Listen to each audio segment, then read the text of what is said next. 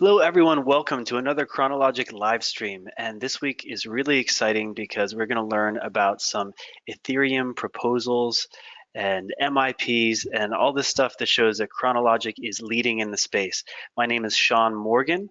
I'm the community manager for ChronoLogic, and presenting is Anthony, one of our great developers. So Anthony, can you tell us the latest updates? Hi, Sean. Thank you. Hey, guys. Welcome to another live stream. My name is Anthony. I'm a developer. You might also know me as Adiba03, which is the name I use most of the time. So, I do hope you guys are stoked for this live stream. We do have a few updates, among other things, which we will be giving to you guys today, and we do hope you do have a blast. So first will be about the dev updates. We have the Melonport integration of the Chronos validator. We have that running, which was championed by Daniel and Logan, which is basically the implementation of Chronos with the Melonport system, which they started working on since the Melonport hackathon, which was a little while ago. Apart from that, we also have the update to the token allocation distributor, which is a smart contract, which receives tokens and distributes it between among the preset addresses in the preset weight or rate. There have been additional updates to that. I've been the one championing this. The updates focus on supporting vesting smart contracts such that the allocator can in one call release tokens from the vesting contract and at the same time distribute it to the stakeholders. Now this makes it far easier such that once it is integrated with the alarm clock or the Chronos protocol, the protocol or the alarm clock would have it far easier to go ahead and allocate the tokens.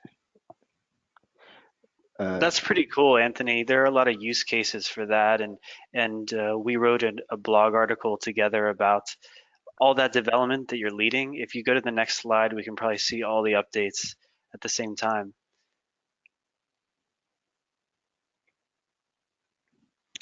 Yeah. So oh, fuck.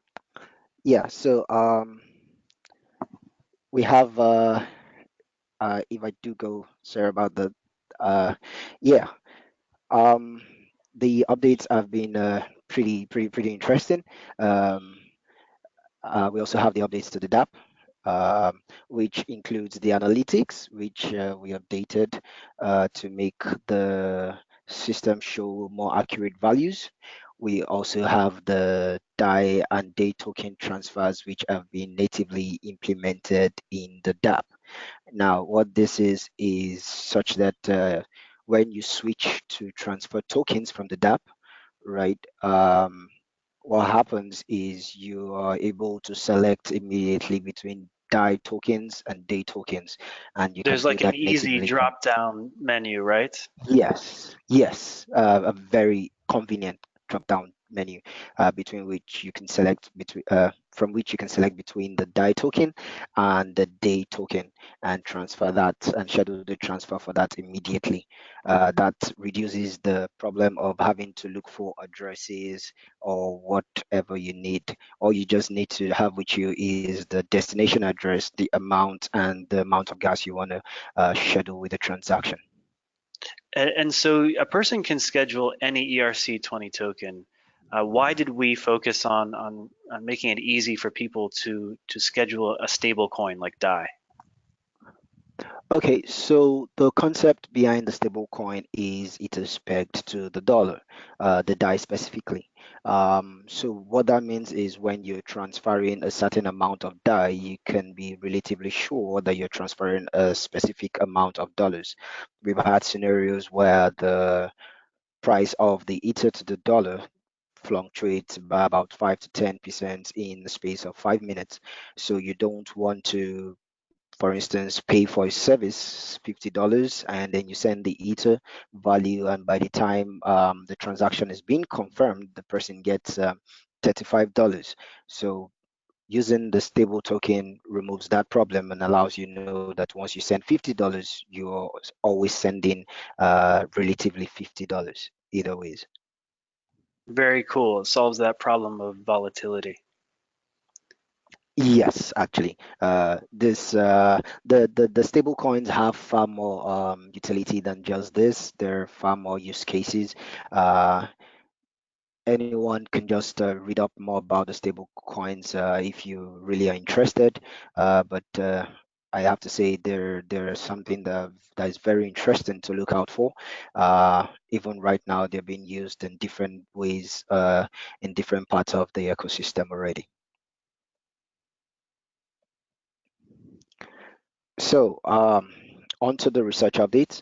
Uh, Peter posted an article recently about the gas price mechanisms, right? The whole point of the major objective of the article is to help you in selecting the right gas price for scheduled transactions. We know that because of the um, way things are on the fluctuations in prices, you might set a transaction, and now these fluctuations don't only affect the dollar to ether rate, right? It also affects the gas price.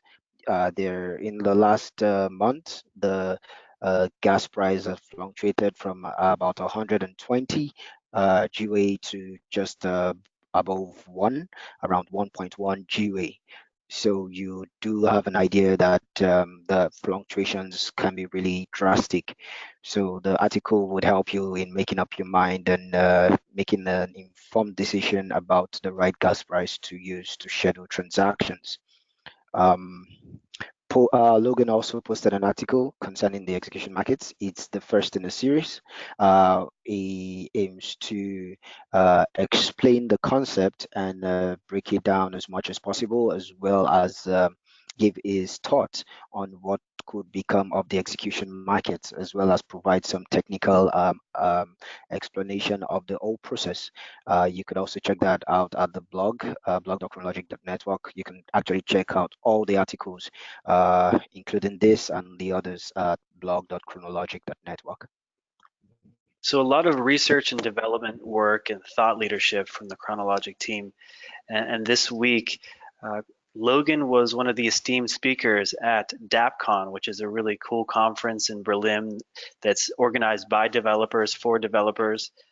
A lot of the big names in Ethereum were there. A co-founder of Ethereum was a speaker, and Logan's talk was a big hit, and people really started to recognize ChronoLogic and talk to us and say, oh yeah, we know about you. You do the scheduling, and that's nice to know that in this environment of really powerful big projects that people know who we are and what we're working on, and we're side by side with them as peers. So congrats to Logan. We will be releasing his video of his talk this week. So stay tuned for that on our blog and our YouTube. Yeah, it's very interesting for the scenario where you are trying to get something done and then people do acknowledge what you're doing. And we really do appreciate that people are beginning to understand and appreciate what we're trying to achieve here at ChronoLogic. And it does matter a lot to us, and it makes a whole lot of meaning to us. So on to the main topic for the day, which is basically the Ethereum improvement proposals. Um, what are the improvement proposals? These are basically standards which are decided or agreed on by the community to help with um, the progress of the community as a whole, to help as well with the advancement of the technology, such that everyone is working in unison and avoid issues of having different contracts which are supposed to interact with each other having problems interacting because of the interfaces are very off. So the proposals focus on having standards which include interfaces, protocol changes, among other things. Um, so we've been working very much on these proposals. We've actually pushed forward about 2 ERCs, which are the request for comment, which are starting the discussion on the different proposals. These proposals are all very closely related to what we're working on. The first one being the ERC 1197 is the meta payments ERC. So you might be wondering what are meta payments? What is the point of the meta payment? Uh, Meta payment just refers to the different forms of payment which could be sent or received on the network. Um, the most common forms of payment which are accounted for right now include the ERC20 tokens, right, as well as the Ethereum, the Ether, which is the native coin of the Ethereum network itself, right? But there are also many other forms of payment. You have NFTs, you have the game tokens, you have different forms of payment which could also take part in this, which are also a part of this. So, for instance, you could say, if we go back to the days of barter, right? You would have probably you have a piece of maize, and you say, I want to exchange this piece of maize for a tube of yam, right? But rather than paying in cash or paying with money, you're paying in a different form of money, which is kind, which is giving exchanging your maize for the yam. So we're trying to have a standard whereby you can make or provide any form of payment through the standard and get whatever service or request that you've made taken care of.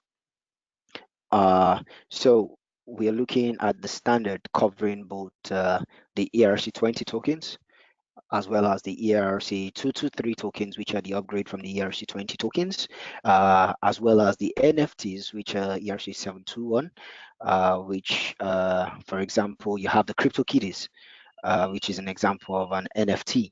So you might say, I want to schedule a transaction, but I don't have any Ether. I don't have any tokens, but I do have a crypto kitty, which is rare. And I Mhm. would like to exchange that for you scheduling a transaction, which is pretty interesting. Yeah, there's so many different types of payments to consider. Just to Yeah. take a quick step back, for people who might not be familiar with Ethereum governance, what is an ERC? And if we do a proposal, it doesn't mean we're suggesting a new token. It means something else. So what does ERC stand for? Okay. Yes. Thanks for bringing this up, Sean.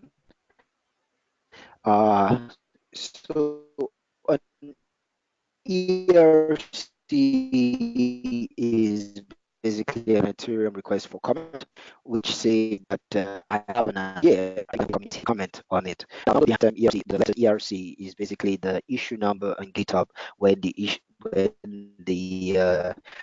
concept or the idea was first brought up. So, for instance, the ERC20 was brought up with the issue number 20 on the EIP. Uh, so after you have created an ERC, right, the community discusses about it, and then you create an EIP as a draft, right? So the draft EIP could either be accepted or rejected based on what the community thinks of your proposal. So you go from ERC to EIP, which is accepted and then becomes the standard, which is implemented, basically. So it's not so much of a big deal to make a proposal, but it's a big deal when it goes to the next level and people start to really get involved and giving feedback. Yeah, a good example is the ERC20, which was proposed by Fruzman, that is Fabian Fogesteller. Um, the community worked on it together. The community was very interested in it, and we see where it is today. It is the backbone of the whole ICO raise, is the backbone of the whole ICO system, which has been running and has raised a whole bunch of funds on the chain. So it's a community-driven process. There are a lot of ERCs created daily, uh, but it's very wonderful, actually. It's a very wonderful experience building, creating an ERC and working to make it a standard.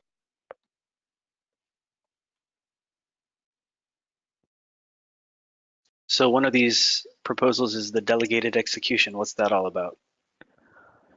Yeah, so the ERC 1228 is the dedicated execution proposal. So what this is trying to create a standard for the execution phase of a transaction. So basically trying to create a standard for what the time nodes do, such that the time nodes are able to have a standard of interacting with any and all forms of delayed transactions, so that it can be executed in due time and in due fashion without having issues of inconsistency. Um, the purpose of the standard is, apart from allowing the time nodes be able to interact with the transaction, it also helps interaction with other systems beyond just the EAC and the Kronos protocol. It also allows, for instance, the work being done in the 0x and the DEXs to be to be executed by the time nodes, which brings about a whole lot of possibilities. There are some related proposals. We have, for instance, we have the ERC 948, which is about the recurring subscription models. This is basically like your Netflix, like your data service subscription, for those who subscribe to, they have the pro system on the pro version of LinkedIn. You pay to maintain your subscription of such services. That's what the ERC 948 is all about. It's about bringing that subscription model onto the Ethereum network, such that such services that you pay for and then you keep using and then you keep maintaining the subscription over time. Another one is the ERC 1077, which is the executable sign messages, right? So what this is we have the DEXs nowadays taking up this new pattern where you do not send a direct transaction to the network, but instead you sign a message and then the DEX publishes that to the blockchain or to the network on your behalf, so that you do not pay for gas. All you need to pay for are your fees that are attached to the DEX itself. This has actually increased the UX. For instance, comparing, you have the IDEX, you have the DDEX, comparing them with Ether Delta, as a, back when Ether Delta was created. So which is now Fork Delta, or most of it is now Fork Delta. So there's a change in the system as we are advancing and developing. Uh, and this whole thing still connects back to the time nodes, because it helps to standardize the process of time nodes executing delayed transactions in a good fashion. And you mentioned the acronym DEX several times, and that stands for decentralized exchange, right? Yes, that's correct. And There's the a main protocol for that for most of these is the 0x protocol, and we're actually working with that with one of these MIPs, right? Yes, that's right. Uh, One of the MIPs, which was MIP, is basically Melon Port Improvement Proposal, which was created by Logan and Daniel, targets allowing the time nodes to partake in the execution of transactions from the MIP, from Melonpot, so that way time nodes will be able to execute transactions. For instance, we have stop losses, triggering stop losses, creating trades in the Melonpot system, which is pretty awesome. You could have your night's sleep and not be worried about that Bogdanov is gonna come and pump or dump on you while you're sleeping because you've created a transaction to watch for such scenarios. Very cool. I guess we have a So, slide on that.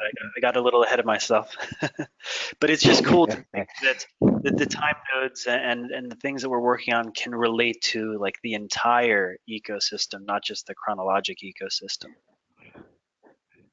yeah, it's pretty interesting in the sense that not just ourselves have been working on this. The Ethereum Foundation have been trying to see if they could solve the delayed execution problem.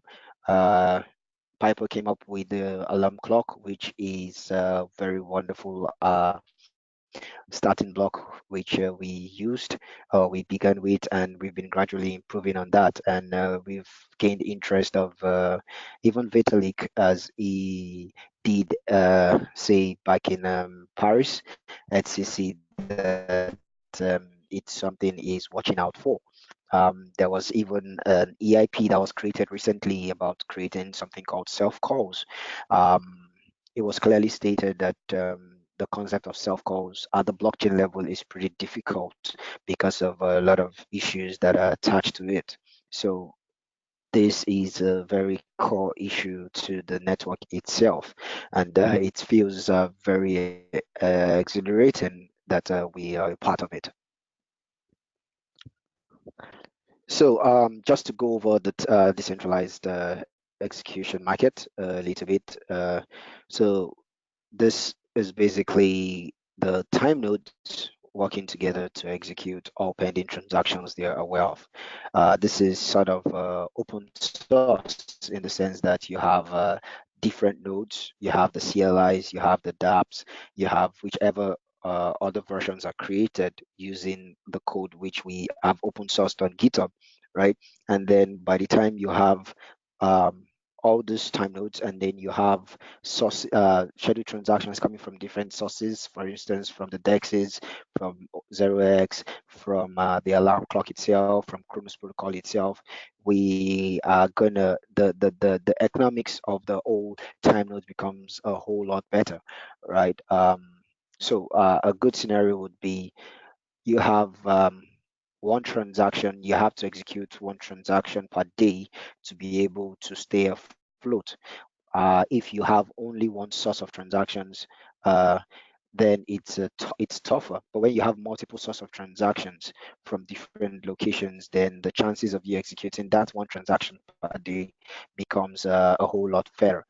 Uh, so what this means for the time nodes in the whole picture is that this brings about more transactions, more activity, more chances, more bounty to the time nodes.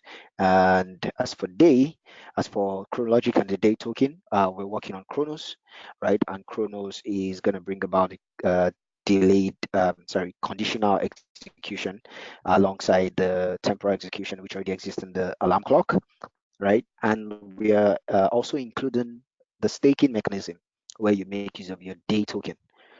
So this basically means you would need to have your day in stock to be able to participate in the time node market, which we believe is going to blow Right. up as things Yeah. get balanced. Yeah. So we can't make any specific predictions, but we just know that we're trying to make the day token being utilized as much as possible. Yes, it's gonna very much be one of the main tokens at the core of the Chronos protocol, which is key for our community who have been behind us, been by our sides all along, trying to develop on this and make this work. And So you already talked about the onto Millenport improvement proposals. That's Daniel and Logan have been working on them, and we're going to continue to get updates on their progress, right? Yes, definitely. You guys should definitely check out the proposals. The implementations are pretty interesting. Daniel and Logan have been pretty nifty with their implementations and getting things to work. So you guys should really, really check them out. And just to point out that this all connects back to what we've been speaking about all along, which is the ERCs, the EIPs, the time nodes, the execution markets, and everything.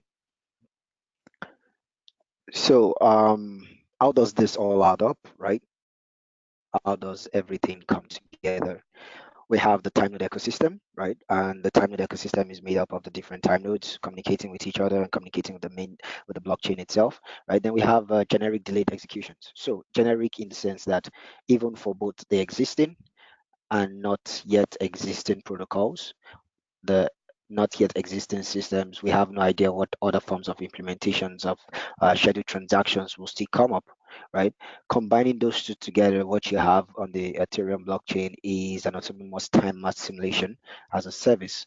So all you need to do is to create your scheduled transaction, sign it, and then send it into the network and let the time nodes do their thing. And you know, get Yeah, what you need I done like as the it needs to get phrase that done. you came up with, autonomous, because this takes people think that smart contracts like are automated and everything, but there's really this disconnect with time as a variable. And these developments that ChronoLogic is working on brings true automation. And that's, to me, that's what's exciting about the next layer, the next phase of this whole crypto ecosystem is the true automation, the conditional executions and things like that. Yeah, it's awesome to know that you can have trustless automation of execute of transactions, such that you do not have an idea who the person is that would execute a transaction. You do not have an idea why the person is executing the transaction. All you know is the transaction is going to be executed in due time and in due fashion, and you've put your bounty in the transaction or in the scheduled transaction to say this is what I am willing and ready to pay to have this executed, and you can go to sleep knowing that it's going to be executed in due time. So, for instance, you want to send your Valentine love message to your wife, or you want to send your happy birthday to your child, or you want to send for fathers and mothers who are basically ATMs for their children, which we all know. You want to send that what's it called now, the allowance to your child in timely fashion without having to wait for the right time to send it. This does that for you on the blockchain. You're such a romantic with that example. What can I do, man? Okay. Yeah, so how do you What see all next? this playing out in the future, Anthony? Yeah. Well, first of all, we have to solve the problem with the time node algorithm, which is well, there are some solutions. We already have a POC for Chronos right now. We have the first on-chain POC, which was uh, pretty well defined and works. And we also have the first off-chain POC thanks to Logan. And but there are some issues which we've noticed about the whole economics and the whole process, the right amount of incentivization and the right amount of disincentivization, the proving of what is and what not. And so we came across some issues which is not particular to the Kronos protocol itself, but we've seen other projects also have similar issues. Different projects have taken different paths to solve the problems. Some took centralized paths, some took other paths, but we are trying to look for the sweet spot where you have the perfect blending of everything, and that would allow the protocol be able to last longer and withstand more of the network effect, which we would expect as things become standard. Right. Once we solve that, yep, and all that is in research phase right now. We already have the POCs, right, the proof of concepts running. We already have the proof of concepts which are working right now, but we are still doing more research to get this correctly. So once we are able to achieve that, The next stage is to have it running long enough to have the community confidence in the project or in the whole process and the whole system increase. And once the community is confident enough, definitely with our partnerships, among other things, we'll be able to have more transactions being sent the way of the time nodes. And remember that we already have the standards which we're working on, and the standards will allow for even external projects, a lot of which have been coming up in recent times, who don't really care about the execution part of things. They only care about the scheduling part of things. They only care about the subscription part of things.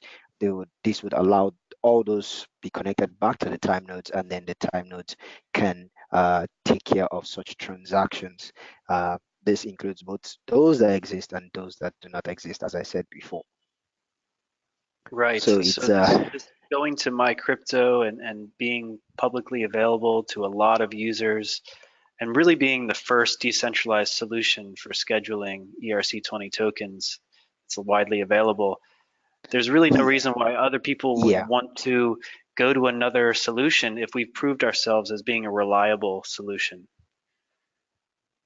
yep, very true, very true. So we're doing our work, and we're doing all we have to make this as stable as best as possible. Taking note also that right now the alarm clock is going through audit, and that should be released very soon. Uh, I guess we're towards about 70 to 80% completion of the audit, which is also very good news and very good music to our ears. And so we would have the alarm clock deployed in a short while, very soon, basically. That's great news for the community. So now if anyone has any questions, get them in now because we're about to end the live stream.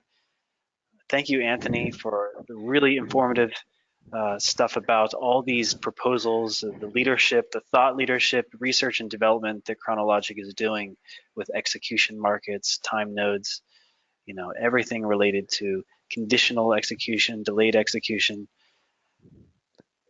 Yeah. Thanks, guys, for actually listening to me. I can imagine that the talk was boring and half of the time you guys were sleeping, but No, it does mean a lot to me. we have to just try to keep up to your intellectual level. But that's why I'm here to try to dumb things down. But that was great. No, Thank you so much, Anthony. yeah. Yeah, so I just have to comment about what Martin said. So Martin said, "Don't worry, Adivaz. Eminem has Bogdanov in check," and that makes me feel happy. It means he listened. It means he wasn't sleeping at least that part of the live stream. So thanks for listening, Martin. Thank you, everyone, for coming in and being here with us today. And we do hope